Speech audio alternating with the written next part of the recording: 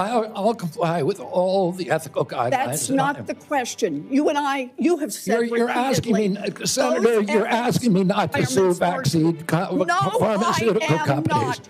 Yeah, you are. That's exactly what you're doing. So, Mr. Kennedy, I want to start with something that I think you and I agree on, and that is that Big Pharma has too much power in Washington. You've said that President Trump asked you to, quote, clean up corruption and conflicts. Sounds great. You've said that you will, quote, slam shut the revolving door between government agencies and the companies they regulate. That also sounds great. So here's an easy question. Will you commit that when you leave this job, you will not accept compensation from a drug company, a medical device company, a hospital system, or a health insurer for at least 4 years, including as a lobbyist or a board member?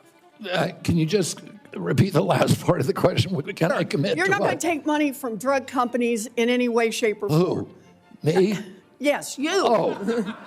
Yeah, I'm happy to commit to that. Okay, good. That's what I figured. I said it's an easy question to start with. And I think you're right on this question. I don't think any of them want to give me money, by the way. Let's keep going. You're right because to say yes, because every American has the right to know that every decision you make as our number one health officer is to help them and not to make money for yourself in the future. So I want to talk more about money. I'm looking at your paperwork right now. In the past 2 years, you've raked in $2.5 million from a law firm called Wisner Baum. You go online, you do commercials to encourage people to sign up with Wisner Baum to join lawsuits against vaccine makers. And for everyone who signs up, you personally get paid. And if they win their case, you get 10% of what they win. So if you bring in somebody who gets $10 million, you walk away with $1 million. Now, you just said that you want the American people to know you can't be bought. Your decisions won't depend on how much money you could make in the future. You won't go to work for a drug company after you leave HHS. But you and I both know there's another way to make money. So, Mr. Kennedy, will you also agree that you won't take any compensation from any lawsuits against drug companies while you are secretary and for 4 years afterwards?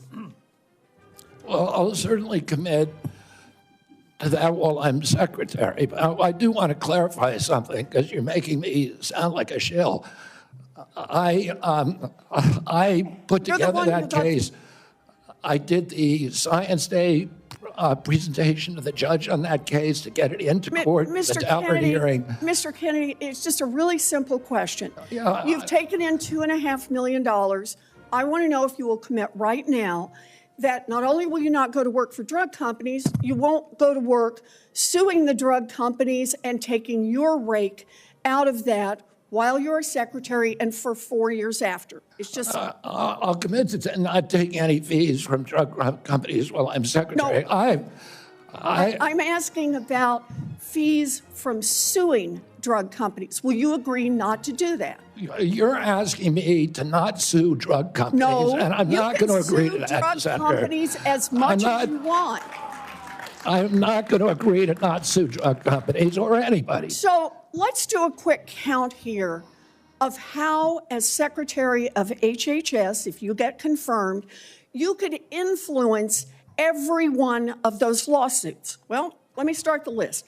You could publish your anti-vaccine conspiracies, but this time on U.S. government letterhead, something a jury might be impressed by. You could appoint people to the CDC vaccine panel who share your anti-vax views and let them do your dirty work. You could tell the CDC vaccine panel to remove a particular vaccine from the vaccine schedule. You could remove vaccines from special compensation programs which would open up manufacturers to mass torts. You could make more injuries eligible for compensation even if there is no causal evidence. You could change vaccine court processes to make it easier to bring junk lawsuits. You could turn over FDA data to your friends at the law firm, and they could use it however it benefited them. You could change vaccine labeling. You could change vaccine information rules. You could change which claims are compensated in the vaccine injury compensation program.